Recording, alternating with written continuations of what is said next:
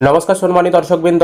প্রধানমন্ত্রী আবাস যোজনার পরিবর্তে বাংলা আবাস যোজনা চালু হচ্ছে এবং আপনাদেরকে বাড়ির টাকা দেওয়া হবে। টাকা দেওয়ার যে নিয়মকানুন, কবে টাকা দেওয়া হবে, কত কিস্তিতে দেওয়া হবে, যে সমীক্ষা করা হবে, সে বিষয়ে গাইডলাইন কিন্তু রাজ্য সরকারের তরফ থেকে প্রকাশ করা হয়েছে।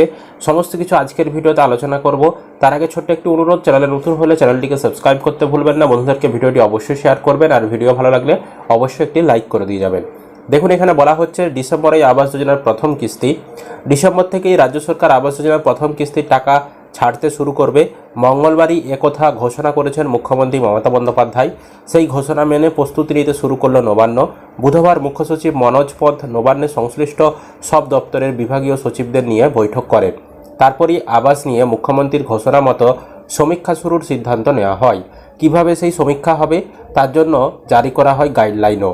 নবান্ন সূত্রে খবর, আবাস যোজনা প্রকল্পের আওতায় সমতলের পরিবারগুলিকে 1,20,000 টাকা দেওয়া হবে এবং প্রত্যন্ত এলাকার পরিবারের জন্য 1,30,000 টাকা বরাদ্দ করবে রাজ্য সরকার, মানে পাহাড়ি এলাকা যেগুলো।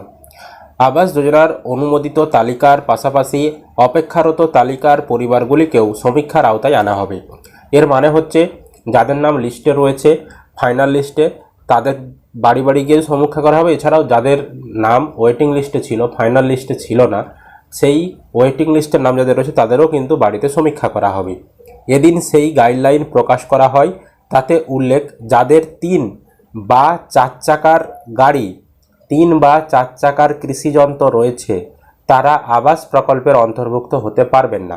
একটা নিয়মও রাখা হয়েছে, কারা পাবে না, না যাদের বাড়িতে 3 বা 4 চাকার গাড়ি রয়েছে, ঠিক আছে, 3 বা 4 চাকার গাড়ি, 2 চাকার গাড়ি থাকলে পাবেন, মোটরসাইকেল থাকলে আরে পাবেন, কিন্তু 3 চাকা বা 4 চাকার গাড়ি যদি থাকে বা 3 বা 4 চাকার কৃষি যন্ত্রপাতি যদি থাকে তারা কিন্তু আবাস প্রকল্পের অন্তর্ভুক্ত হতে পারবেন না।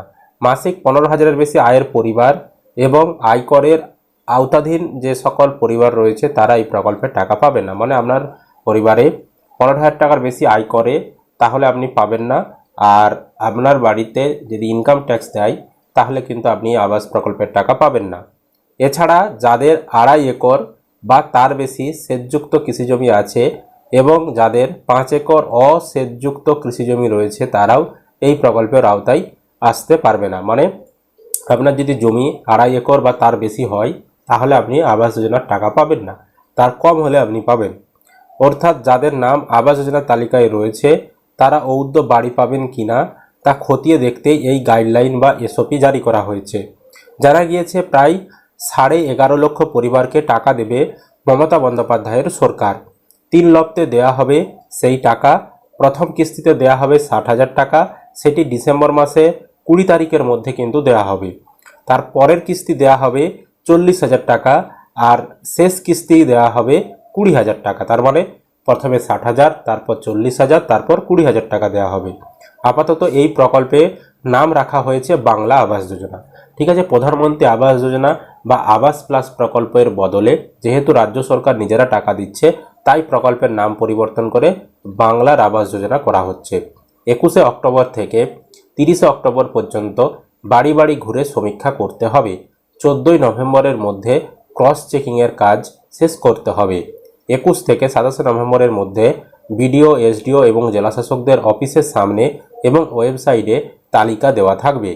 কারো অভিযোগ থাকলে সেখানে জানাতে পারবেন। 13ই ডিসেম্বরের মধ্যে জেলা স্তরের কমিটি তালিকার অনুমোদন দেবে। ডিসেম্বর থেকে শুরু হবে প্রথম কিস্তি টাকা প্রদানের কাজ।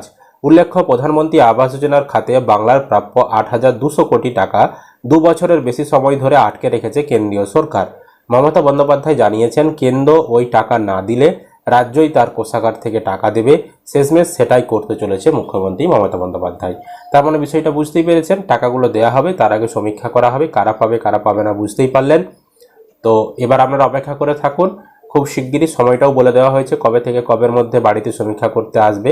21 অক্টোবর থেকে 30শে অক্টোবর এই সময়ের মধ্যে এসে সমস্ত কিছু যাচাই করবে, আপনারা যোগ্য না অযোগ্য সেগুলো দেখবে।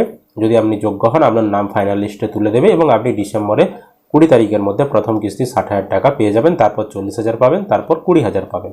এটাই ছিল আপডেট। আশা করি আপনারা ভিডিওটা বুঝতে পেরেছেন। কোনো প্রশ্ন থাকলে কমেন্ট করে জানাবেন। ভিডিও ভালো লাগলে লাইক করবেন আর চ্যানেলটিকে কিন্তু অবশ্যই সাবস্ক্রাইব করে রাখবেন।